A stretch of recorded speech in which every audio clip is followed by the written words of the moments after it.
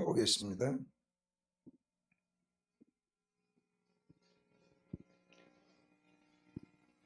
신약성경 204페이지입니다. 사도행전 10장 23절에서 33절까지 우리 이 시간 함께 읽겠습니다.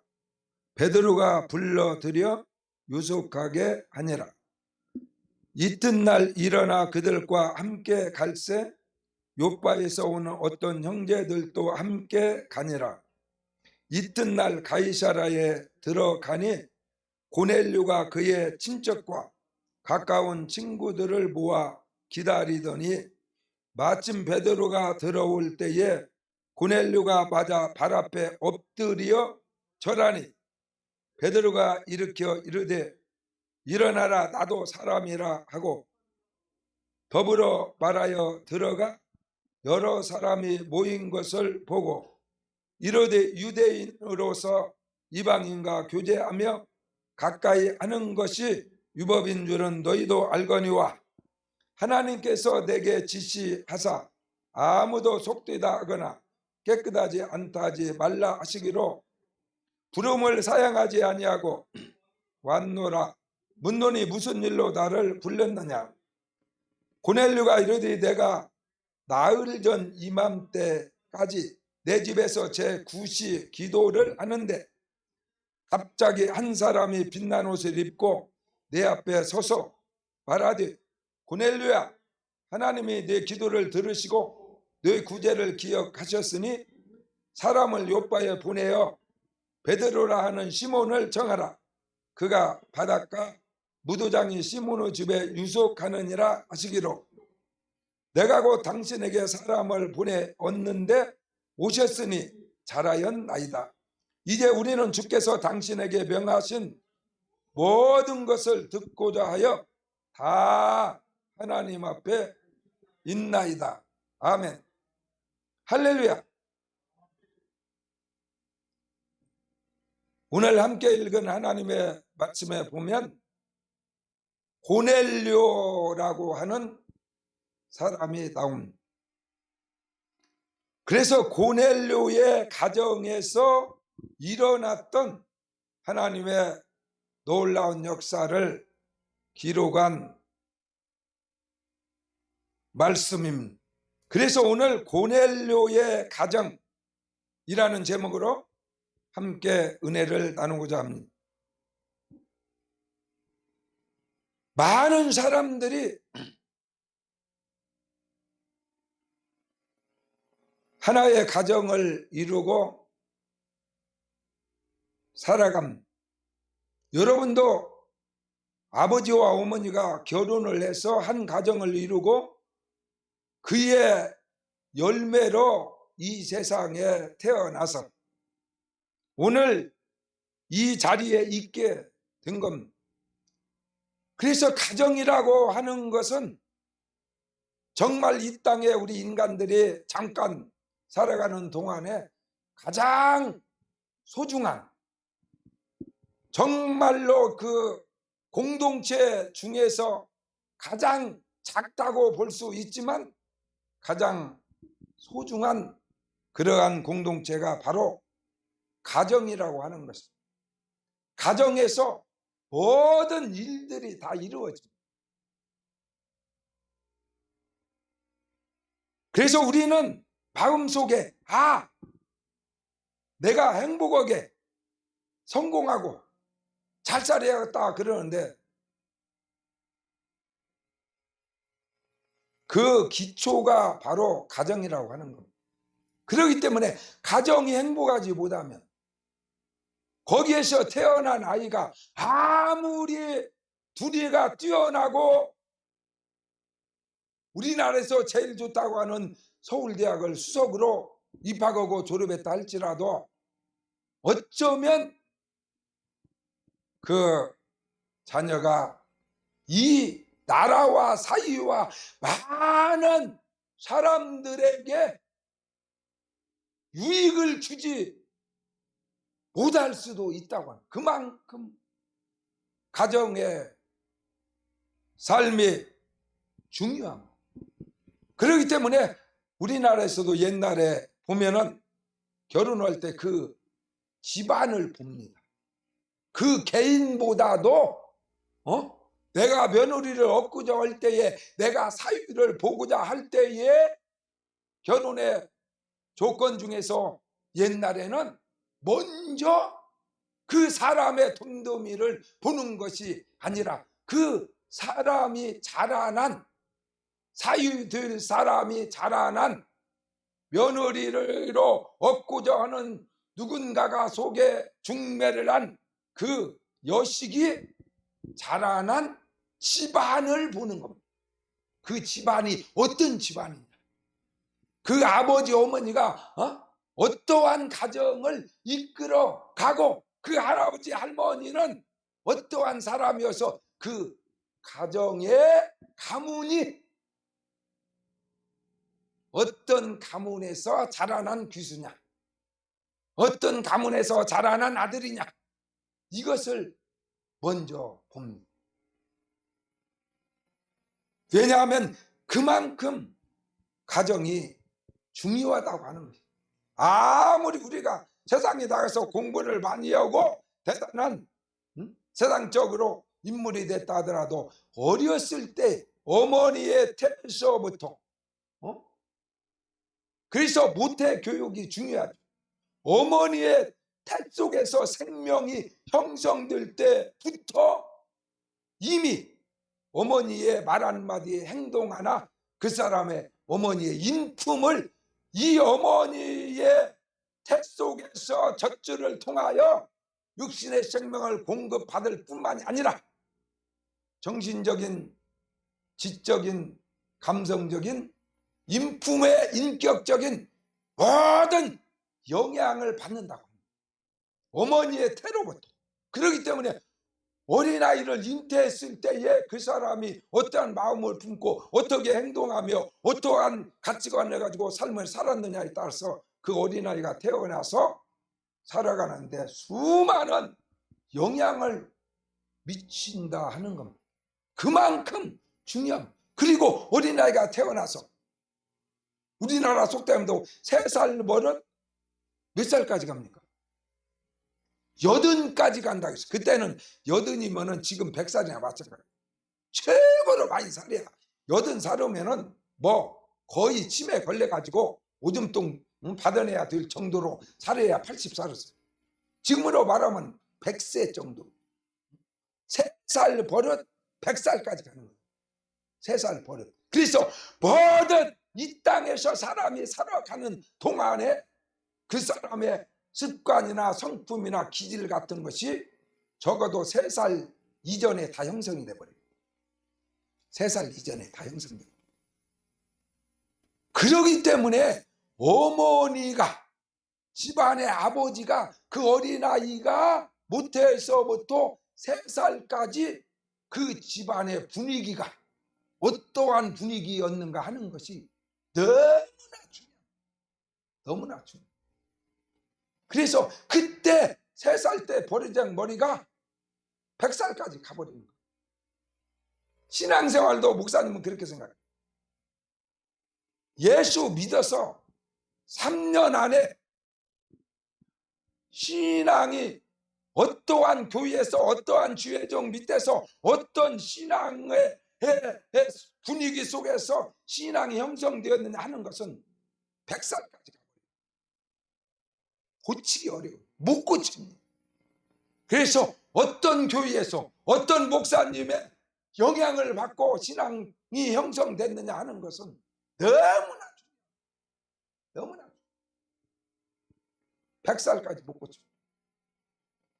그만큼 가정은 소중한 하나님이 주신 놀라운 공동체이기 때문에 가정이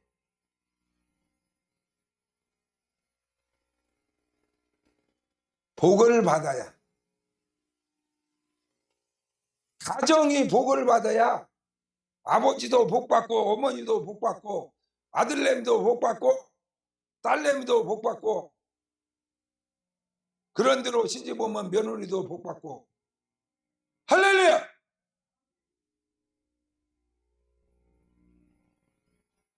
그런데 오늘 성경에 나온 고넬료라고 하는 사람의 가정은 복받은 가정입니다.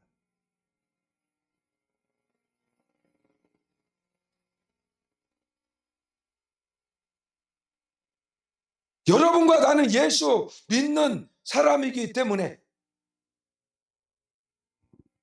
신앙 안에서 복받았다고 하는 의미는 바로 하나님을 감동시킨 가정이다. 하나님이 인정한 가정이다. 하나님이 인정한 가정, 하나님 앞에 인정받은 가정, 하나님을 감동시킨 가정. 할렐루야. 그 가정이 복받은 가정입니다. 그래서 오늘 고넬료는 복을 받은 가정이다. 하나님을 감동시켜서 하나님이 막 천사를 그 가정에 보내서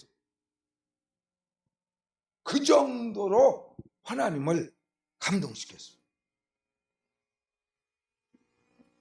정말 믿음 안에서 최고의 복을 받은 가정으로 오늘 성경은 묘사하고 있습니다.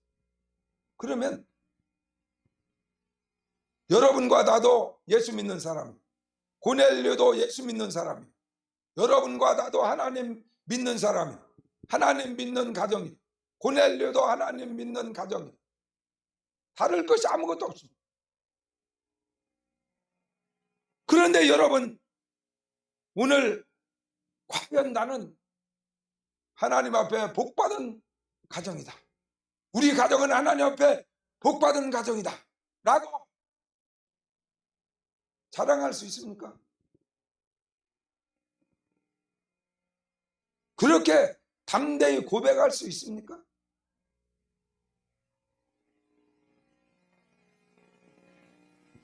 같은 하나님, 같은 예수 믿는 사람이요 가정인데 어찌하여서 고넬료는 그토록 하나님을 감동시키고 하나님이 친히 인정받은 복된 가정이 되었는가를 우리는 오늘 말씀을 통해서 살펴보기를 원합니다. 오늘 이 설교를 듣는 모든 성도들이 가정에서 어느 곳에 있든지 이 예배에 참여하고 오늘 이 설교를 듣는 모든 성도들과 함께 저는 이렇게 고백해 보기를 원합니다. 같이 한번 해보겠습니다. 목사님하고 같이 해보겠습니다. 목사님이 먼저 할 테니까 한번 따라서요. 예수 믿고 복 받는 거 너무 쉽다. 할렐루야. 믿습니까?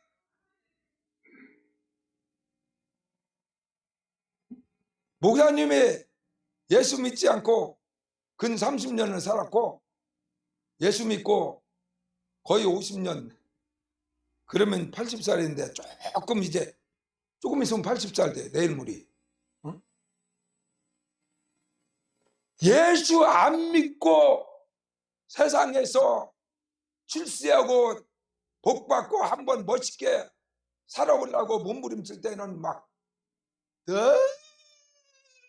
너무나 힘들었어. 내가 아무리 노력해도 안 되는 것이 너무 많고 나보다 잘난 사람이 너무 많아요. 제가 가끔 여러분에게 간증하지 않습니다. 목사님의 수십 년 전에 초등학교 다닐 때에 우리 학교가 시골에서 상당히 컸어요. 한 2,000명 정도 모이는 그러한 규모를 가진 학교였는데 우리 같은 학년의 중에서 공부를 1등하는 사람이 내가 되었으면 얼마나 좋겠어. 그런데 1등 하는 사람이 내가 아닌 다른 사람. 그 친구가 계속 1등 하는 거예요. 초등학교 1학년 때부터 6학년 때까지 그냥 계속 1등을 해. 그리고 또 2등 하는 사람이 또 딱 있었어요. 가가 꼭 2등을 계속해. 그래서 목사님은 대통령이 되어본 적이 없고, 그래야 법무부 장관 정도, 지금으로 말하면은 부총리 정도, 서열이 한 3번째. 그래가지고 목사님은 꼭 3번째, 3등이야. 그래서 일반 반장은 1등 하는 애가 하고, 2등 하는 애면 2반 반장을 2등이 하는 애가 하고, 그래서 나는 항상 3반이야. 외는건이 3등이라. 3반에서는 1등을 하지. 그러니까 계속 반장은 왜 먹었는데, 일반 반장은 한 번도 못 했어. 2반 반장은 한 번도 못 했어. 왜 그런 거니? 1등이 1반, 2등이 2반, 3등이 3반, 4등이 4반, 이렇게 성적 순으로 나누기 때문에 항상 3등으로 밀리는 거야. 3반이야 나는. 응? 그런데 얼마 전에 목사님이 그 친구가 서울에 살고 있기 때문에 오랜만에가 아니라 초등학교 졸업하고 처음으로, 그러니까 60년 만에, 아마 거의 그렇게 기억이 별로 안 나. 옛날에 하긴 했었지만 몇십 년 만에 목사님이 전화를 했어요, 그 친구한테. 그래가지고 오랜만에 전화를 하니까 깜짝 놀래가지고 대화가 시작됐는데, 옛날에 친했던 친구니까 뭐 이것저것 정치 얘기도 하고 신앙적인 얘기도 하고, 나는 목사니까 교회는 다니냐 안 다닌다고. 야, 언제 다니려고 지금까지 안 다니냐. 와이프가 교회를 열심히 다닌다는 말을 듣고, 야, 너 만나가지고 몇십 년간 부부로서 남편으로 섬기고 지금까지 고생하고 살은 아내를 생각해서라도 그 아내가 다니는 교회 지금까지 안 다니고 못 오고 있냐. 제발 교회 좀 나가라. 예수 좀 믿어라. 여러 가지 얘기를 했더니 그때가 12시 한 10분 15분 됐었어요, 낮에. 야, 친구야, 예수 안 믿으니까 목사님이라고도 안 해. 야, 정원아, 지금 12시 넘었다. 아니, 12시가 뭔 상관이냐 그랬더니 밥 먹어야 돼. 그래. 그래서 목사님 그랬어요. 야, 나이가 몇 살인데 70 넘어가지고 밥을 3건이나 퍼먹냐. 부끄럽지도 않냐. 나는 내 자신이 부끄러워서 하루에 3건이 못 먹고 이제는 가치가 떨어져서 2건이 정도 먹고 산다. 어떻게 지금까지 3건이를 다 찾아 먹으려고 하냐. 뭔 쓸모 있는 사람이라고.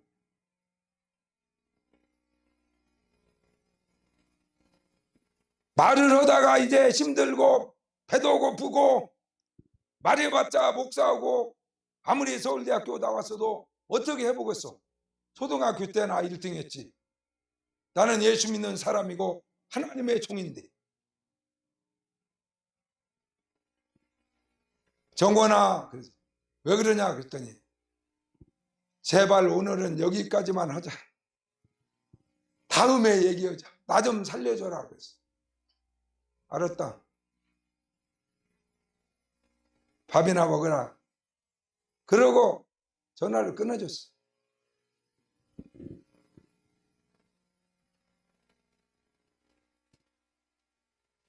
적어도 하나님의 기준에서 복받은 가정이 되었습니다. 어떻게 똑같은 사람인데 고넬료는 그렇게 하나님이 인정하는 복받은 가정이 되고, 나는 수십 년간 믿었어도 천사는 고사하고 하나님이 있는가 없는가도 긴가민가 하고 이렇게 살았나 가슴을 쳐야 될 일 아닙니까? 그런데 그게 어려운 일이 아니라 고넬료를 막 IQ가 200이 되고 나는 바보라 그런 것이 아니라 고넬료나 나나 똑같은 사람인데 예수 믿고 하나님께 복 받는 것은 너무 쉬운 일. 세상에서는 내가 아무리 몸부림쳐도 1등을 못했다니까. 1등, 2등 하는 애가 있어서 가드를 따라가들 못해요. 물론 그렇게 열심히 하지도 않았지만 못 따라. 그런데 예수 믿어보니까 이 세상과 다르더라. 예수 믿고 복 받는 것은 누워서 떡 먹기다. 할렐루야.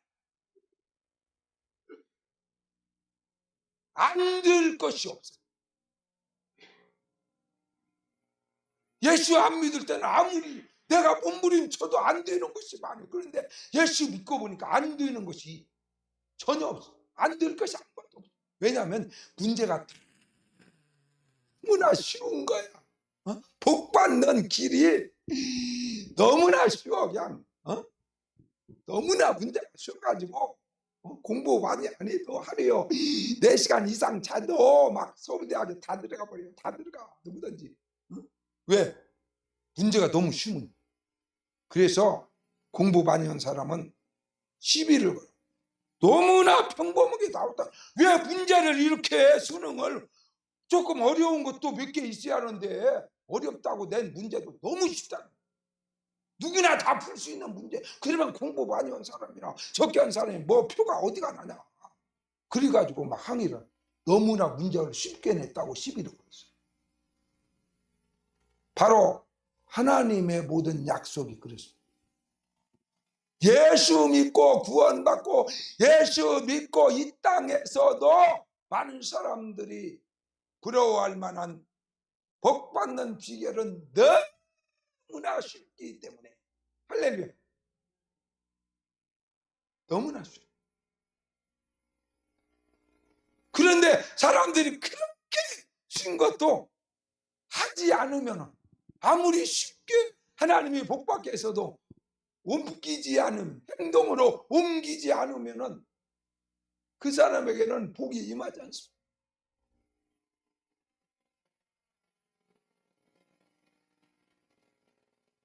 누구든지 지원을 해라. 이번에 장관을 10명을 뽑는데 아무런 조건도 제약도 없다. 나이 제한도 없고 학력 제한도 없고 남자 여자 구별도 없고 뭐 누구든지 지원하면 선착순으로 제비 뽑아서 10명을 장관으로 세우겠다. 그러니까 야 나도 장관 한번 해먹을 수 있구나. 나이가 뭐 80이면 어쩌고 90이면 어쩌고 내가 한글을 잘 모르는 무식쟁이라도 아무 상관없다. 왜 아무 조건이 없습니까? 아무 조건 없이 지원만 해라. 그러면 거기에서 선착순으로 뽑든지 뺑뺑이를 돌리든지 하여간에 그 사람들 중에서 시험 봐서 뽑는 것이 아니라 지원자들 중에서 선출 방법은 있겠지만은 테스트하지 않고 무조건 뽑아.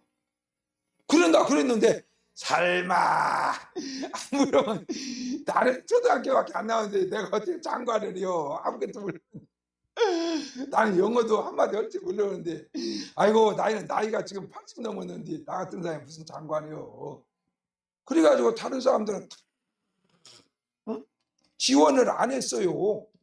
설마 내가 그래갖고 지원 온 사람이 없어. 10명 뽑는데 9명밖에 없어. 그래가지고 심지 뽑을 것도 없이 그냥 9명이 다 장관이 돼버렸어. 왜 이런 거니? 10명 뽑는데 9명 왔으니까 다 합격입니다. 할렐루야. 그래서 서울대학도 서울법대도 언젠가 미달됐어요. 사람들이 무서워가지고 거기다 지원을 한 사람이 뽑는 사람보다 적어가지고 서울법대가 미달됐다니까. 그때 목사님 늦으면 나도 서울법대 그냥 뭐 이름만 쓰고 그랬으면 바로 들어갈 것 같아. 예수 믿고 보니까 야 하나님 앞에 복 받는 것은 이건 뭐 이름만 잘 쓰면 되고 하나님이 원서 내라면 원서만 제출하면 끝나는구나. 그래가지고 막 너무 쉬운 거야. 너무 좋아. 그래 고넬료도 보면은 사람이 여러분보다도 더 누구나 3살 먹은 어린아이라도 할 수 있는 일을 했는데 하나님은 그것을 너무나 기특하게 생각해서 막 천사를 보내고 그 가정에 막 복을 줘버리고. 믿습니까? 믿습니까? 그러면 다시 한번 해보겠습니다. 나는 그게 따르세요. 나는 목사님이 그 다음에 뭐라고 하려고 갔어? 한번 맞춰봐.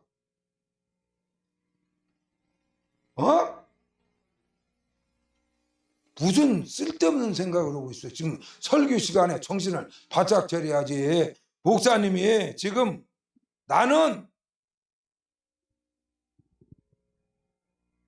성현이는 서울대학교까지 다니니까 잘 알 텐데 영리해서 나는 3살 먹은 애기도 다 할 수 있는 일을 하나님이 시키고 그거 했다고 막 너무나 잘했다고 막 복을 주는 하나님인데 그러면 나는 뭐냐? 지금까지 예수 믿었는데 뭐라고 고백해야 돼? 나는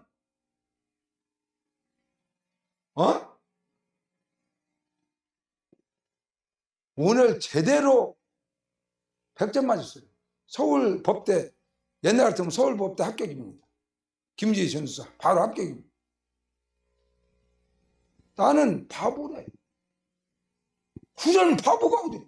3살 먹은 애기도 할 수 있는 일을 나는 몇십 년을 교회 다니면서도 그걸 못해가지고 복을 못 받았다면 이건 바보 아닙니까? 바보 중에 바보. 왕 중에 왕인데 바보 중에 바보는 영어로 뭐라고 하는가 부르고. 우리 애기가 왔어야 물어볼 텐데 바보 중에 바보. 유행가 가사에도 있지. 나는 바보처럼 살았군요. 아이들 이렇게 말하고 정말 돌아보니 너무나 바보처럼 살았군요. 안 믿는 사람도 그런 고백을 노래로 만들어서 날마다 부르는데 예수 이름을 부르는 사람들은 오늘날 그것도 못해. 그것까지도 안 해. 자기가 바보로 산 줄도 몰라. 이건 바보 중에 바보 아니야. 지능이 3살 먹은 애기만 또 못하니까 이건 바보 중에 바보 아니야. 그래서 오늘 목사님이 다시 한번 이 성경을 통해서 가르쳐 주겠어요. 3살 먹은 애기도 할 수 있는 복 받는 비결을 간단하게 여러분 성경에 써진 대로 가르쳐 주겠습니다. 24절을 본문에 보니까 이튿날 가이사랴에 들어가니 고넬료가 그의 친척과 가까운 친구들을 모아 기다리더니 마침 베드로가 들어올 때에 고넬료가 맞아 발 앞에 엎드려 절하고. 할렐루야, 할렐루야. 고넬료가 한 것은 막 서울대학교 시험 문제가 아니었어요. 논술이 아니었어요. 논술이 아닙니다. 베드로 목사님이 자기 집에 오니까 맨발로 달려가가지고 탑싹 엎드려져가지고 막 한절을 그거밖에 한 일이 없어요. 목사님이 왔는데 맨발로 막 달려 와가지고 목사님 앞에 꿇어 엎드려 큰 절을 한 거 그것밖에 없어요. 그것이 하나님 앞에 복을 받게 됐어요. 할렐루야. 야, 그거 뭐 100번이라도 오겠다. 돈이 들어가 뭐가 들어가. 그런데 그렇게 한 사람이 없었다니까. 원서만 내면 장관이 되는데 9명밖에 안 냈어. 그래가지고 원서 낸 사람만 장관을 해먹었다니까.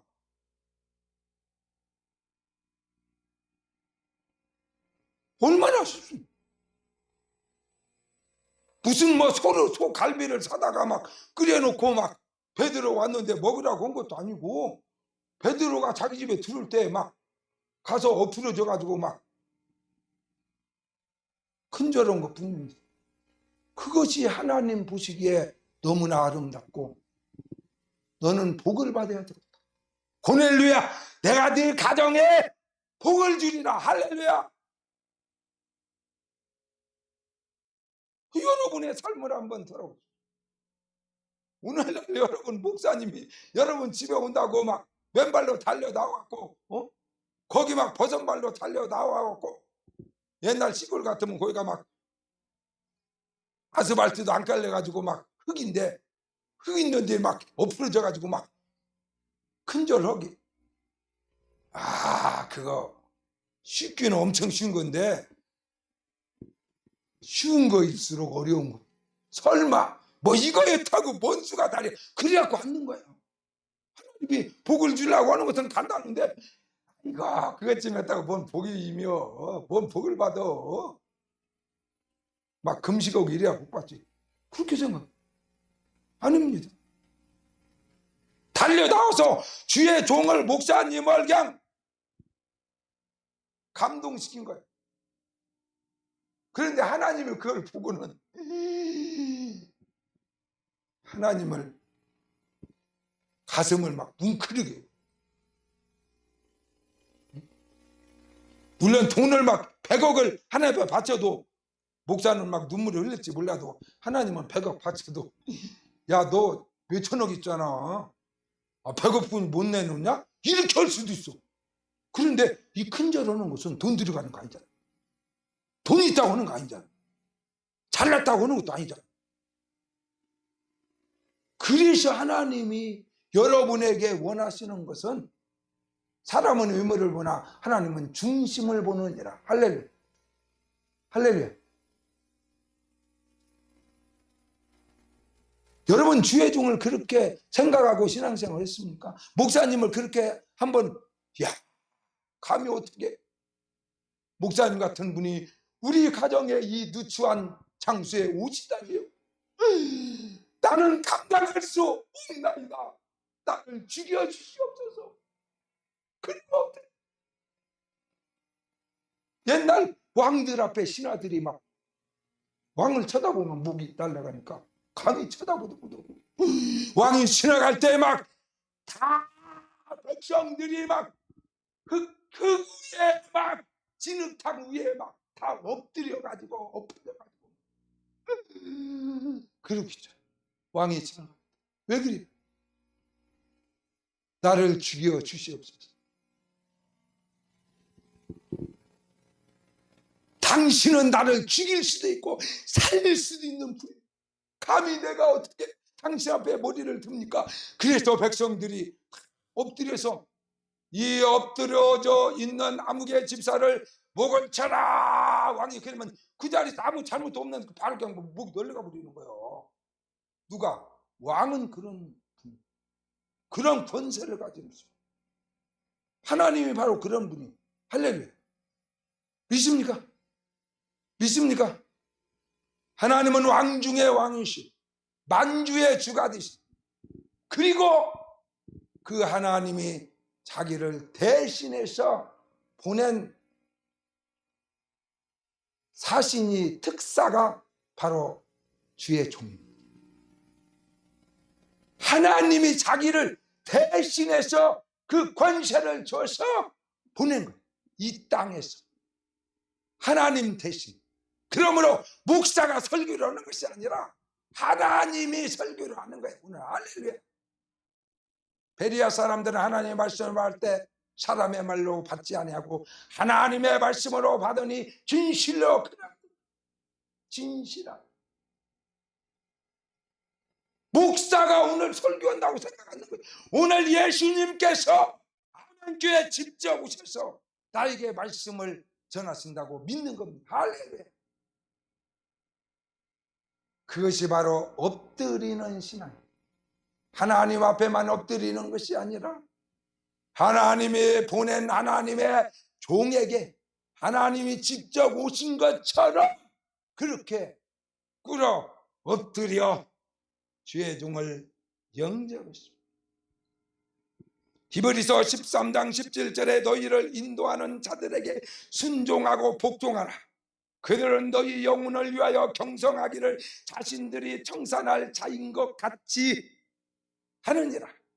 그들로 하여금 즐거움으로 이것을 하게 하고 근심으로 하게 하지 말라. 그렇지 않으면 너희에게 유익이 없느니라. 할렐루야. 목사님과 관계가 잘못되어서 아무리 열심을 낸다 하더라도 결코 복을 받을 수 없다는 것이 성경에 말하는 법칙입니다. 그러므로 하나님께서 주의 종들을 세워서 하나님의 말씀이 전파되는데 주의 종을 하나님처럼 섬기면 복 받는 줄 믿으면 아멘 하십시오. 그런데 어떤 사람은 또 멍청한 사람이 있어요. 하나님으로 섬겨. 그러면 큰일 나. 이단 나와버립니다. 목사님을 하나님이라고 생각해요. 그 사람은 지옥 갑니다. 저주받아요. 그러면 목사도 나와 똑같은 사람이다. 그렇게 생각하는 사람도 복 못 받아. 뭐 목사나 나는 똑같은 인간인데 뭐 별거 있어? 우습게 생각해. 그러면 복 못 받아. 왜? 하나님이 자기를 대신해서 보낸 사람을 막 무시해버리면 하나님 무시하는 것이 되기 때문에 복을 받을 수 없어. 그러면 어떻게 해요? 그래서 어떤 우리 선배가 그러더라고. 목사는 한번 따라서 해봐요. 그 성격이 있는 건 아니고 목사는 아니 따라서 해보라는 거. 목사는 사람이 아니다. 그럼 뭐요? 목사는 또 따라서 목사는 하나님이 아니다. 그럼 뭐요? 하나님도 아니고 사람도 아니고 뭐요? 그럼 목사는 개요? 목사는 짐승이냐 돼지냐고. 그래서 참 쉽지 않은 거지. 쉬운데 어려운 거야. 사람으로 생각해서 목사를 함부로 해도 안 되지. 복 못 받지. 근데 하나님이라고 생각해버리면 이단 돼버리지. 지옥 가. 그럼 어떻게 하는 거예요? 사람으로도 섬기지 말고 하나님으로도 섬기지 말고. 그러면 어떻게 섬겨? 그러면 어떻게 섬겨? 대통령이 보낸 특사를 우리 김정은 저 이북에 있는 지도자한테 우리 문재인 대통령께서 박지원 뭔가 정부원인가 그 원장을 특사로 보냈어. 대통령이 자기가 가야 하는데 자기를 대신해서 보냈어. 그런데 김정은이가 박지원 대통령님께서 우리나라를 방문해 주셔서 감사합니다. 이렇게 하면 맞은 소리요 틀린 소리? 큰일 날 소리야. 문재인이가 들으면 아니 건방진 놈 가서 특사로 자르라 했더니 지가 대통령이라고 가서 소개를 한 거야? 아니 내가 여기 5년에 살아있는데 지가 대통령이야? 아니지. 그런다고 해가지고 야 대통령이 아니고 다른 사람이 왔으니까 이거 뭐 찬밥 순자다. 이거 거기 먹다 마는 찬밥 있으면 깍두기 하나다가 대접이요. 이렇게 해버리면 완전 무시한 거 아니야. 만찬회장에 갔는데 찬밥에다가 깍두기 하나 줬어. 그러면 안 되지. 목사는 사람도 아니고 하나님도 아닙니다. 하나님이 보낸 사신이기 때문에 하나님처럼 대접받는 성도가 되시기를 주의 이름으로 축원합니다. 하나님처럼 섬기는 거지. 하나님으로 섬기는 것이 아니 사람이라고 생각. 대통령이 별것이나 나나 똑같다. 그래갖고 대통령한테 가서 막 대들기 이러면은 그건 세상 말로 우리 아들이라고 그래. 멍청한 사람이요. 똑같은 인간이지만 대통령과 나는 다르지. 그 자리 자체가 나라를 다스리는 국민이 뽑았지만 우리나라의 최고의 어른으로 모든 국민들의 권한을 그에게 다 주었기 때문에 너나 나나 똑같다 맞짱 뜨자 이러면 안 되지. 이러면 안 돼. 목사님이나 나나 같은 사람이니까 맞짱 뜨자 그러면 복 못 받아. 하나님이 대신 보낸 자이기 때문에 하나님을 대접하듯 하나님을 섬기듯 그렇게 주의 종 앞에 엎드리고 무릎을 꿇고 순종하고 복종하는 일을 고넬료는 서슴지 않고 했어요. 그렇기 때문에 하나님께서 너희를 인도하고 너희에게 말씀을 전하고 예수님이 대신 사역을 맡기신 주의 종들에게 순종하고 복종하라. 그러면 너희에게 많은 유익이 있느니라. 복을 받을 것이니라. 할렐루야. 그래서 지금 말세가 됐어. 말세가 돼가지고 하나님 앞에도 하나님을 섬기지 않아. 하나님을 무시해버려. 하나님이 보낸 사신도 막 함부로 대해버려. 그렇기 때문에 주에 대한 존경심이, 부모에 대한 존경심이, 스승에 대한 존경심이 사라져서 이 사유는 다 폐허로 마지막 때가 됐어. 말세입니다. 말세가 됐어. 이러한 어려운 시대에 살아가는 우리 아멘교회 성도 여러분, 우리는 이 세대를 본받지 말고 하나님의 말씀 앞에 고넬료처럼 순종했어. 주의 종에게 순종하고 복종하기를 하나님께 하듯 하는 성도가 되시기를 주의 이름으로 축원합니다. 두 번째로 고넬료와 내 가정이 뭐가?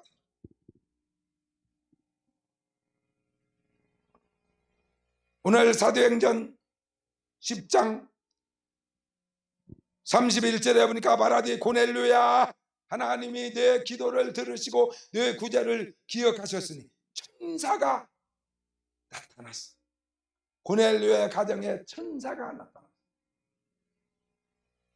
너의 기도와 너의 찬양과 너의 예배와 너의 헌신과 너의 봉사와 네가 신앙생활한 모든 것이 하나님 앞에 상달되고 하나님이 다 보고 너무나 기뻐서 나를 너희 가정에 보내었다라고 천사가 와서 이야기했어. 응답받는 가정이라고. 응답받는 가정. 내가 기도한 것이 하나님 앞에 기도한 것이 답장이 오는 그런 가정. 응답받는 가정. 하나님 앞에 드려진 찬양과 하나님 앞에 드려진 기도와 하나님 앞에 드려진 나의 신앙생활이 다 하나님 앞에 기록이 돼서 없어지지 아니하고 은행에 내가 저금한 것들이 하나하나 제곡제곡 다 쌓여서 마지막에 가서 보니까 엄청난 큰 돈이 쌓여 있는 것처럼 고넬료의 신앙생활이 하나님 앞에 잘못된 것이 없이 전부 다 하나님이 오케이 다 잘했어 전부 다 그것이 하나도 사라지지 아니하고 하늘나라에 제곡제곡 다 쌓여 있는 거예요. 다 쌓여 있어. 기도한 것이 다 쌓여 있어. 하나님을 찬양했던 것이 다 하늘나라에 쌓여 있어.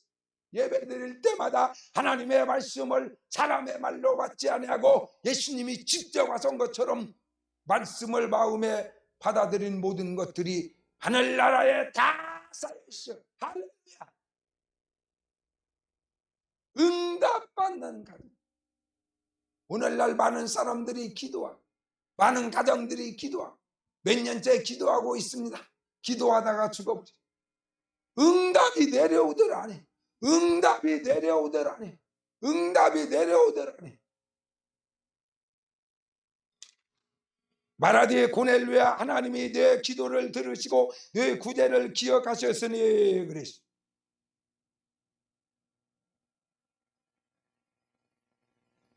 오늘 교회가 기도는 많이 하고 기도한다는 목사도 많고 기도한다는 집사 평신도도 또 많지만 응답받은 사람이 없어요. 응답받은 집사가 없어요. 응답받은 목사가 없어요. 응답받는 가정이 없습니다. 기도만 하지 응답이 없어요. 혼자 독배가는 거예요. 그런데 성경은 그를 이렇게 말하고 있어요. 요한일서 5장 14절에 그를 향하여, 하나님을 향하여 우리가 가진 바 담대함이 이것이니 하나님의 뜻대로 무엇을 구하면 들으심이라, 응답하심이라. 할렐루야.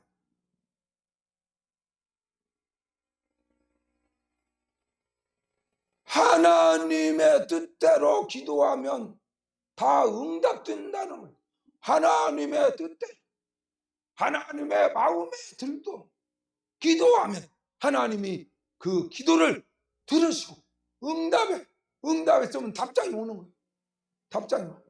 고넬료의 가정처럼 하나님이 천사를 보내든 무엇을 보내든 하나님이 직접 음성으로 말씀하시던 환상을 주시던 계시를 주시던 하나님이 응답하십니다. 하나님이 우리 가정에 천사를 보내든 하나님이 직접 음성이 들렸어. 뭔 집사야, 내가 기도한 모든 기도를 내가 들었느니라. 내가 내 기도의 소원대로 응답해서 시간이 지나면 어느 때쯤 내 기도가 결실하여 열매를 맺으리라. 할렐루야. 응답받는 기도, 응답받는 가정. 야고보서 4장 2절 3절에 너희가 얻지 못하면 구하지 아니하며 구하여도 받지 못하면 정욕으로 쓰려고 잘못 구함이니라.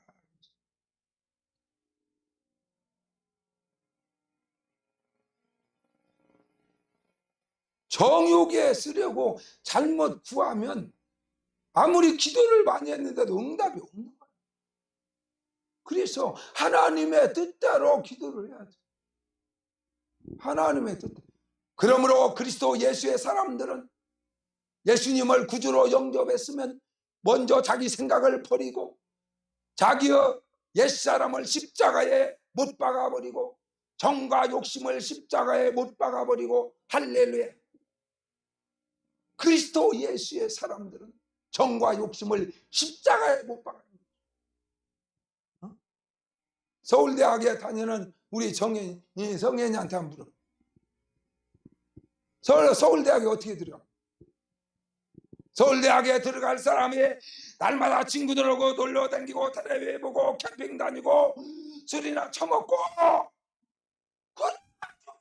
저기 서울대학에 갑니다.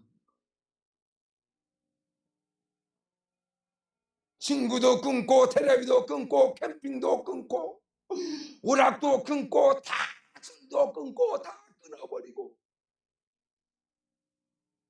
걸을 때나 앉을 때나 앉으나 서나 그대 생각 공부밖에 생각. 서울대학에 들어가야지 이 생각밖에 없어서 앉아도 서도 걸어갈 때도 자동차를 타도 공부를 하고 걸어갈 때도 공부하고 앉을 때도 공부하고 하도 고민하다 보니까 막 꿈속에서도 날마다 공부하고 막 안 풀린 문제가 꿈속에서 막 풀어지고 막 이래서 서울대학 가는 겁니다. 정과 욕심을 십자가에 못 박지 않은 그런 상태에서 아무리 기도하든 하나님의 음성이 들리겠습니까? 텔레비를 막 그냥 귀가 찢어지게 들어놓고 전화 받아봐. 뭔 소리인지 알아. 설거지 하는 소리, 막 텔레비 소리, 무슨 뭐 인테리어 나고 막 2층에서 망치 소리 나니까 아무리 큰 소리로 전화를 우리 아들이 해도 뭔 소린가 분별하지. 뭔 소리인지 전혀. 여러분, 세상의 더러운 욕심들이 내 가슴 속에 가득 차고 세상의 소음으로 그냥 딸내미 걱정, 자식 걱정, 돈 걱정, 돈에 미쳐, 자식에 미쳐, 이것에 미쳐, 저것에 미쳐서 막 그런 것들이 내 귀에 천둥처럼 수십 수백 가지 소음이 막 잡음이 많은 그런 삶 속에서 하나님 우리 가정에 복을 주시오. 하나님도 보다 너무나 시끄러, 집구석이 너무 시끄러워서 뭔 소리 하는가 들리지 않습니다. 그래서 마지막 때는 천둥 속에 불 속에 벼락 속에 하나님의 임재가 임하는 것이 아니라 정말 정막했어. 그래서 목사님은 잘 때 시계가 똑딱하는 소리도 나는 내 방에서 나지 못하도록 똑딱거리는 시계는 다 내버렸어. 이렇게 똑딱 다 전자로 가는 벽시계고 보고. 그래서 내 방에 들어오면요 개미 겨가는 소리도 다 들립니다. 그렇게 조용합니다. 그리고 세상의 모든 것들이 다 차단돼. 그래서 커튼을 아주 캄캄한 커튼을 치고 불을 싹 끄고 모든 것들을 딱 정리하면요 정말 개미가 겨가도 그 소리가 들릴 정도로 그렇게 조용한 가운데 나는 숙면을 취해 거기서 잠을 자. 그리고 주님과 속삭이 주님의 세미한 음성을 듣습니다. 하나님의 세계를 봅니다. 계시가 열립니다. 그래서 우리 예수님께서 마지막 때는 골방으로 들어가라고 했어요. 골방으로 들어가. 아무도 모든 것이 다 차단되어 버린 세상 줄이 다 끊어져 버린 그런 골방에 들어가면 하나님의 작은 음성도 속삭임도 다들 하나님과의 교제가 이루어집니다. 은밀한 교제, 하나님과의 진정한 속삭임이 거기에서 시작됩니다.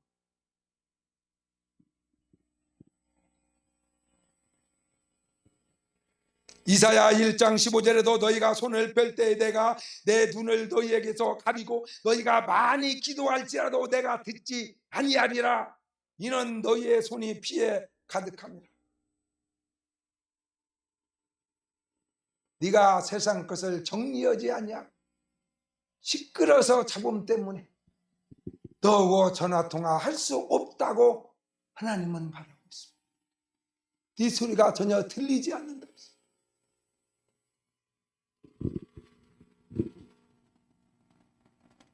그래서 언제든지 여러분의 심령이 여러분의 삶의 가장 중요한 안방이 항상 조용해서 은밀하게 가서 사랑을 속삭일 수 있도록 잡것들을 다 제거해버려요. 그래서 여러분 안방에는 여러 가지를 두면 안 돼요. 텔레비를 두면 안 돼요. 정말 사랑하는 사람과 은밀하게 대화할 수 있는 장소로 여러분의 심령을 만들어야 돼요. 믿습니까?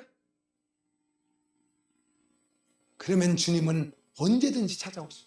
밤에도 찾아오시오. 낮에도 나타나오시오. 아침에도 찾아오시오. 저녁에도 찾아오시오. 왜? 거기 은밀한 데가 너무 좋잖아. 사랑하는 사람끼리 있는 게 아니라 사람 많은 데서 뭔 짓을 하고 있어. 못해요. 뭔 소리도 못해요. 아무도 없는 막 너무나 단둘이만이 이야기할 수 있는 그런 골방이 마지막에는 필요하기 때문에 우리 하나님께서는 골방에서 여러분을 만나주는 것을 믿으시기 바랍니다. 마지막으로 고넬료의 가정은 오늘 여러분 33절에 이렇게 기록하고 있습니다. 내가 곧 당신에게 사람을 보내 왔는데 오셨으니 잘하였나이다. 이제 우리는 주께서 당신에게 명하신 모든 것을 듣고자 하야 다 누구 앞에? 하나님 앞에 있나이다. 할렐루야. 성경에 다 있어요. 뭐 답은 뭐 성경 보고 쓰면은 다 100점입니다. 뭐 여기 뭐 어려운 거 없어요. 찾아볼 것도 없어요. 백과사전 찾아볼 것도 없어요. 여기 다 있다는 거 성경에 다 써 있어요. 나오고 틀린 것이 뭔가 성경을 보면 알잖아. 베드로 앞에 있는 거야. 베드로. 하나님이 당신을 정해서 말씀을 들으라 해서 당신을 청했더니 오셨으니 잘하였나이다. 우리는 목사님 앞에 지금 내가 앉아있나이다. 절을 하고 이제 앉아있어. 말씀하십시오. 우리가 듣겠나이다. 이렇게 해야 맞은데, 목사님 앞에 있는데 뭐라고 있는 거냐? 하나님 앞에 있다고 했어. 그러니까 이게 희한한 거지. 이게 다른 거야. 복 받는 사람은 백지 한 장 차이인데 그걸 다른 사람은 못해요. 백지 한 장은 아무나 올 수 있잖아. 간 나온 애기도 백지 한 장은 들을 수 있어. 그런데 그것을 안 해. 그래서 복을 못 받아. 엄청난 걸 못해갖고 복을 못 받아. 이게 다른 거야. 목사님 앞에 우리가 다 꿇어 엎드렸습니다. 목사님 앞에 지금 다 기다리고 있고, 목사님 오셨으니 잘했습니다. 말씀만 하시옵소서. 하나님이 뭔 말씀을 주시는가 우리가 듣겠나이다. 내 앞에는 목사님이 계시나이다. 그런데 고넬료는 뭐라고 있는 거니? 우리는 하나님 앞에 있나이다. 할렐루야. 참, 여러분, 오늘 여러분 예배 드리는데 나는 목사님 앞에서 목사님의 설교를 아주 경청하고 잘 들으려고 아주 그냥 귀를 쫑긋하고 이렇게 막 자세도 마음을 막 다해서 좀 듣고 있습니다. 이게 아닌 거예요. 오늘 이 자리에 목사님 앞에서 우리는 설교를 듣는 것이 아니라 하나님 앞에 있나이다. 할렐루야. 오늘 목사님이 온 것이 아니라 하나님이 직접 오셔서 예수님이 오셔서 우리는 예수님 앞에서 오늘 설교도 듣고 예수님 앞에서 말도 하고 예수님 앞에서 장사도 하고 내 앞에는 항상 하나님이 계시나이다. 할렐루야. 하나님 앞에 서 살아가는 것이지. 내 앞에는 내 앞에 모든 것을 듣고자 해. 하나님 앞에 있나이다. 하나님 앞에. 우리 여기 모인 사람들은 다 이제 하나님 앞에 우리 앞에는 하나님이 계십니다. 목사님이 아닙니다. 하나님이 계십니다. 그래서 장사할 때나 부부 생활할 때나 집에서나 내 앞에는 김지희 전도사 앞에는 한찬우가 있는 것이 아니라 내 앞에는 항상 하나님이 계시. 할렐루야. 누구도 마찬가지. 내 앞에는 항상 하나님이 있기 때문에 감히 하나님 앞에서 내가 어떻게 그런 못된 짓을 합니까? 하나님이 내 앞에 있는데 하나님 앞에서 내가 뭔 짓을 합니까? 안 됩니다. 나는 하나님 앞에서 살아가는 사람이나이다. 에녹은 300년 동안, 그때는 오래 살았지만 300년 동안 하나님과 함께 동행했습니다. 할렐루야. 어떻게 그러면 사람이 하나님하고 어떻게 날마다 손잡고 다녔겠어요? 에녹의 신앙은 바로 하나님이 내 앞에, 언제나 잠잘 때도 있고 화장실을 갔어도 하나님이 내 앞에 있고 하나님은 언제나 내 앞에 있나이다. 그러한 마음으로 300년을 하나님과 함께 말씀 안에서 걸어간 사람이라고 성경은 고백하고 있습니다. 사랑하는 우리 아멘교회 성도 여러분, 이 설교를 듣는 하나님의 백성 여러분, 여러분 누구 앞에서 살아갑니까? 나는 내 앞에 아무도 없다. 내 눈에 아무도 없는 곳에서는 나는 내 마음대로 할 수 있다. 그렇게 살아갑니까? 우리는 하나님 믿는 하나님의 거룩한 백성이기 때문에 혼자 있을 때도 하나님은 내 앞에 있고 잠잘 때에도 하나님은 내 앞에 바로 있고 부부싸움 할 때도 하나님은 내 앞에 있어서 하나님 앞에서 막 치고받고 싸우는 거야. 그러니까 꼴이 참 대단하죠. 하나님을 무시하는 행위입니다. 부모 앞에서 부부가 싸움을 하면 부모를 무시하는 행위. 그래서 기도를 많이 하고 무엇을 열심히 하고 헌금 많이 안 해서 복을 못 받는 것이 아니라 고넬료의 가정처럼 작은 것에서 하나님 앞에서 자기의 삶이 이루어졌어. 자기가 살아가는 전부가 하나님 없이는 내 앞에는 항상 하나님이 계시다는 그러한 신앙을 가지고 살아갔기 때문에 하나님의 안부에도 하나님 앞에서 늘 기도를 했는데 진짜 하나님은 그것을 아시고 야, 네가 내 앞에서 항상 살아가는 기도를 해도 헛소리 하는 기도를 하는 것이 아니라 정말로 내가 그 앞에 서 있는데 네가 진실한 기도를 하는구나. 그래서 하나님이 그 기도를 들으셨어요.